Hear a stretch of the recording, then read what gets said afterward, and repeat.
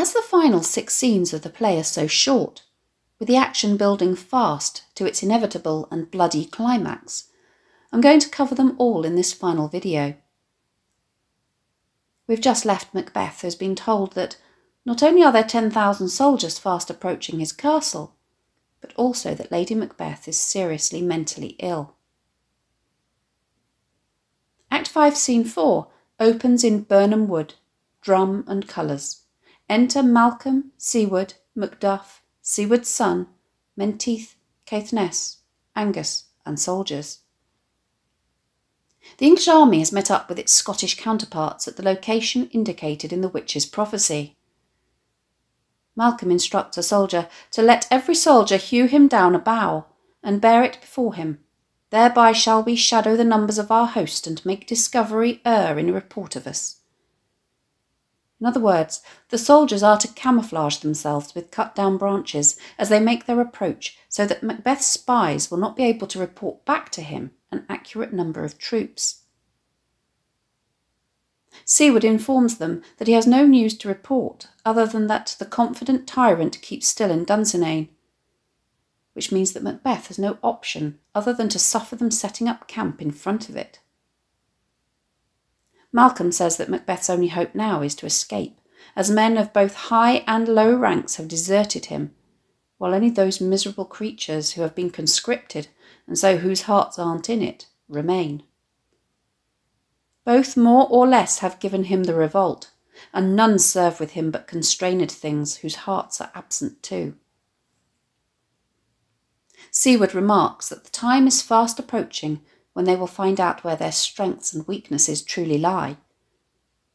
Speculation about how everything will unfold is based on unsure or uncertain hopes, and it is only when they get down to the nitty-gritty of hand-to-hand combat that they will find out who will come out of the battle victorious. Thought speculative their unsure hopes relate, but certain issue strokes must arbitrate. They all exit marching.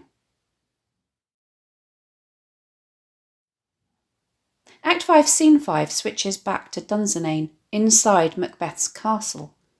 Enter Macbeth, Seaton and soldiers with drum and colours.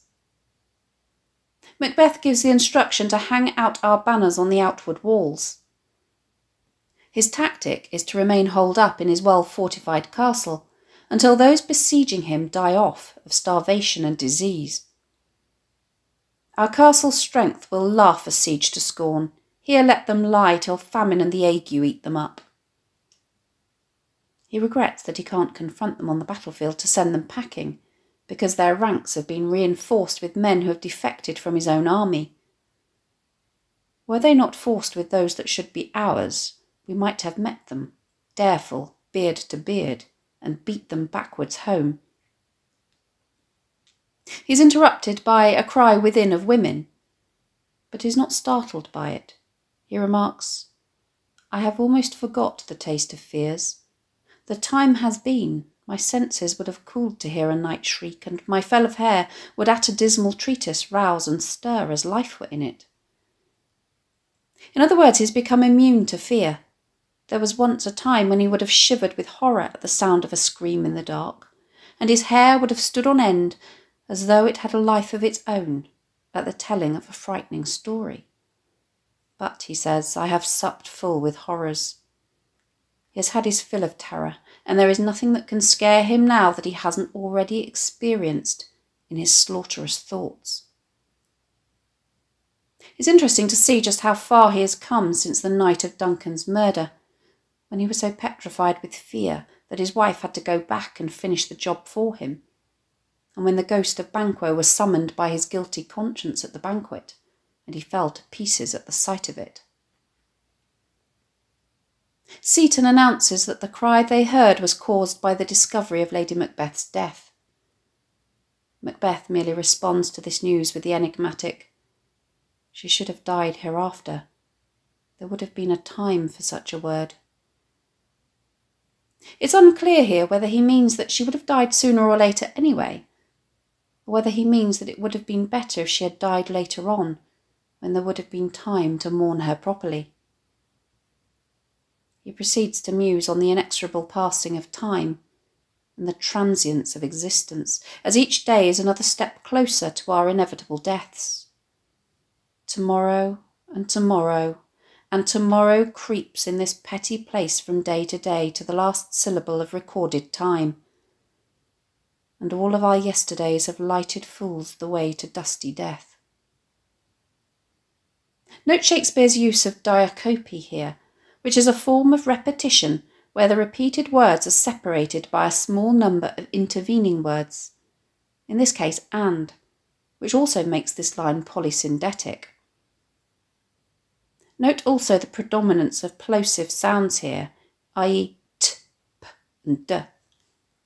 These techniques combine to create a heavy tone, which evokes the weight of the futility of existence bearing down on him since the news of the death of his wife. He goes on to liken the ephemerality and the lack of meaning of life to that of a theatrical performance which, once performed, is no more. Out, out, brief candle, life's but a walking shadow, a poor player that struts and frets his hour upon the stage and then is heard no more. It is a tale, told by an idiot, full of sound and fury signifying nothing. Macbeth's musings are cut short by the arrival of a messenger who has something to report that he is struggling to believe, even though he saw it with his own eyes. As I did stand my watch upon the hill, I looked toward Birnam, and anon methought the wood began to move. Macbeth understandably reacts badly as he sees his insurance policy crumbling before his very eyes. He threatens the messenger that if he is lying, upon the next tree shall thou hang alive till famine cling thee. In other words, he'll string him up until he starves to death. If, on the other hand, thy speech be sooth, or if he is indeed telling the truth, he wouldn't care if the messenger did the same to him, as he has started to doubt the equivocation of the fiend that lies like truth. In other words, he's got a horrible feeling that he's been lulled into a false sense of security by the witches, who have made him believe what he wanted to hear. He acknowledges that if what the messenger says is true, he is stuck between a rock and a hard place, as he can neither flee nor stay. There is nor flying hence, nor tarrying here. He is overwhelmed with emotional fatigue, to the extent that he just wishes the apocalypse should come. I gin to be aweary of the sun, and wish the estate of the world were now undone. He exits, declaring that he intends to go down fighting. Ring the alarm bell, blow wind, come rack, at least we'll die with harness on our back. Act 5, Scene 6, which switches back to Malcolm, Siward and Macduff, accompanied by their armies, is extremely brief, running to only 10 lines. They have reached Dunsinane, surrounding the castle, the branches hewn from Birnam Wood having successfully camouflaged their approach. Malcolm commands the men, "Your leafy screens throw down and show like those you are." He gives orders for how they are to mount the attack, first addressing Siward, the Earl of Northumberland. "You, worthy uncle, shall with my cousin, your right noble son, lead our first battle. Worthy Macduff and we shall take upon us what else remains to do, according to our order." Note how Malcolm has started to refer to himself using the royal plural we, as he prepares to fight the usurper Macbeth so that he may take his rightful place on the throne. They take their farewells, pledging to fight to the death. Macduff gives the order for the trumpets to be blown to let Macbeth know that the game is finally up. "Make all our trumpets speak, give them all breath, those clamorous harbingers of blood and death." Act 5, Scene 7 takes place before or inside the castle of Dunsinane. Enter Macbeth. In an image that refers to the contemporary sport of bear baiting, where bears were fastened to a post by a chain so that dogs could attack them, Macbeth describes himself as being likewise trapped. "They have tied me to a stake. I cannot fly, but bear-like I must fight the course. He still seems to be clinging to the hope that the witch's next prophecy will be true, even though he has been fooled with the one regarding Birnam Wood. What's he that was not born of woman? Such a one am I to fear, or none? Young Siward enters, and the two trade insults before engaging in a swift sword battle which Macbeth wins by killing him. He exits with his body, this victory only serving to strengthen his belief in the prophecy. Thou wast born of woman, but swords I smile at, weapons laugh to scorn, brandished by man that's of a woman born. Macduff enters in hot pursuit, determined that he should be the one to kill Macbeth. Otherwise he won't feel that he has avenged the deaths of his family. That way the noise is. Tyrant, show thy face. If thou beest slain, and with no stroke of mine, my wife and children's ghosts will haunt me still. He declares his determination to not attack any mercenaries. I cannot strike at wretched kerns whose arms are hired to bear their staves. If he can't fight Macbeth, he won't fight anyone. Either thou, Macbeth, or else my sword with an unbattered edge I sheath again undeeded. He exits, following the sound of the fighting. Malcolm and Siward enter. Siward explains to Malcolm that they have gained access to the castle without any trouble, and that the noble thanes do bravely in the war. In fact, as far as he is concerned, it's almost in the bag. The day almost itself professes yours, and little is to do. Malcolm responds that they have come across soldiers who have switched sides. We have met with foes that strike beside us. The pair exit. Act 5, Scene 8 begins with the entrance of Macbeth. As we know, Macduff is not far behind him. Macbeth is defiant, buoyed by his killing of young Siward. He refers to the practice in ancient Rome which demanded that a soldier fall on his sword or commit suicide rather than suffer the dishonour of surrender. He doesn't see why he should do this and is determined to fight on as long as there are living enemies. Why should I play the Roman fool and die on mine own sword? Whiles I see lives, the gashes do better upon them. Macduff enters behind him. Note how he commands him to turn, hellhound, turn, so that the two are facing one another. Macduff doesn't just want to kill Macbeth. He wants to have the satisfaction of Macbeth knowing that he has avenged his family's slaughter. Macbeth tells him, "Of all men else I have avoided thee," and commands him to retreat, as my soul is too much charged or burdened with blood of thine already. Macduff merely responds by saying that, rather than speak, he's going to let his sword do the talking, and the pair begin to fight. Macbeth warns Macduff that he's wasting his time because he is just as impervious to being wounded by his sword as is the heir to being marked by it. Thou losest labour. As easy mayst thou the entrenchant air with thy keen sword impress as make me bleed. He tells him to go after more vulnerable men because I bear a charmed life which must not yield to one of woman born. Macduff responds that he hates to disappoint him, but he was from his mother's womb untimely ripped. In other words, he came into the world prematurely by being forcibly removed from the womb via the abdomen, presumably in a last-ditch attempt to save his life because his mother was near death. We can see now that, in the narrowest sense of the word, he has not been of woman born, if we consider that caesarean sections, although common now, weren't a thing at the time, and that the verb to bear, which is where the past participle born comes from, means the expulsion of the fetus via the mother's birth canal. Macbeth admits that this news has disheartened him and dispelled his courage. At least now, though, he finally has the certainty that he has craved all along, as he rejects the witches and everything they have told him. Be these juggling fiends no more believed that palter with us in double sense, i.e. that trick us with double meanings, that keep the word of promise to our ear and break it to our hope. Or in other words, keep their promises as we hear them to be, but not as we hope them to be. Banquo's warning in Act 1, Scene 3, that they win our trust with honest trifles so that they can trick us over something major, has surely come back to haunt him. Macduff urges him to surrender, taunting him that he will be the show and gaze of the time, a freak show exhibit who will be paraded like a monstrosity bearing a placard with the words, "Here may you see the tyrant." Macbeth refuses to surrender just so he may be humiliated. "I will not yield to kiss the ground before young Malcolm's feet and to be baited with the rabble's curse."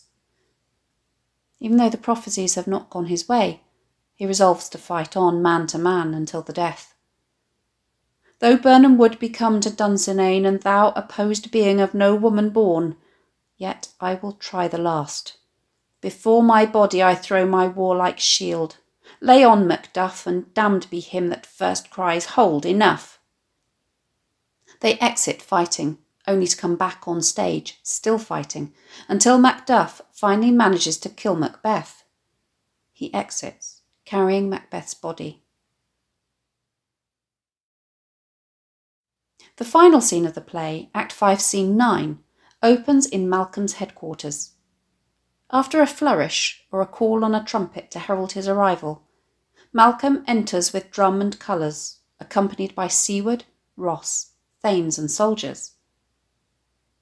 Malcolm expresses his wish for the friends who are absent to be there safe and sound, but Siward is matter-of-fact in his response that you can't expect everyone to come back, and that actually, from the number of men he can see, so great a day as this is cheaply bought. In other words, there haven't been as many casualties as you would think for such a wonderful victory. Malcolm tells him that both Macduff and Siward's son, young Siward, are yet to be accounted for. Ross informs him that young Siward is in fact dead. "Your son, my lord, has paid a soldier's debt. He only lived but till he was a man." And he urges him not to measure the grief he feels by his worth, because then it would be infinite. "Your cause of sorrow must not be measured by his worth, for then it hath no end." Once Siward is satisfied that he died an honourable death, ascertaining that his fatal wound was to his front rather than to his back, meaning that he was killed while fighting rather than while running away, he reveals that he is remarkably sanguine about it. "Why then, God's soldier he, had I as many sons as I have hairs, I would not wish them to a fairer death, and so his knell is knolled." In other words, that's all the recognition his sacrifice requires. Perhaps slightly shocked at Siward's heartless attitude, Malcolm declares that he's worth more sorrow and that I'll spend for him. "Nonsense," says Siward, "he's worth no more, because he had an honourable death, and anyway, here comes newer comfort." Ultimately, the brave Macbeth of Act 1, Scene 2, who managed to carve out his passage till he faced the slave Macdonald, and unseamed him from the nave to the chaps, and fixed his head upon our battlements, suffers the similar fate of the traitor at the hands of Macduff, who now returns to the stage, triumphantly brandishing his head. He addresses Malcolm using his rightful title, "Hail, King, for so thou art. Behold where stands the usurper's cursed head. The time is free." The assembled company all join in with a "Hail, King of Scotland." Malcolm concludes the play by announcing that he intends to waste no time in rewarding everyone for their loyalty by upgrading their titles. "We shall not spend a large expense of time before we reckon with your several loves, and make us even with you. My thanes and kinsmen henceforth be earls, the first that ever Scotland in such an honour named." His first job as part of overseeing a new age, he says, his gardening metaphor echoing that of Duncan's in Act 1, Scene 4, to suggest that continuity has now been restored, is to recall all of those who have fled. What's more to do which would be planted newly with time, as calling home our exiled friends abroad that fled the snares of watchful tyranny. Unfettered ambition, embodied in this dead butcher and his fiend-like queen, has been vanquished, and equilibrium definitively restored.